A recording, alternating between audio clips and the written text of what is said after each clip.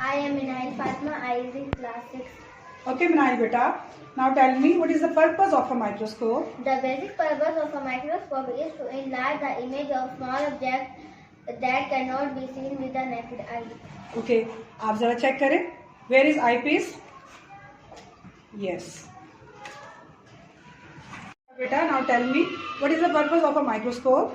The basic purpose of a microscope is to enlarge the image of the small object that cannot be seen with the naked eye. Very well done. Okay, now tell me the different parts of the microscope.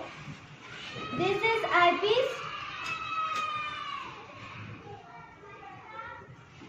This is arm. Very good. This is stage. This is base. This is base. This is stage and this is slide. Very good. Okay, we have it done. Now tell me the most common apparatus used in a science lab. The most commonly used apparatus in the biology lab is a microscope. Very good.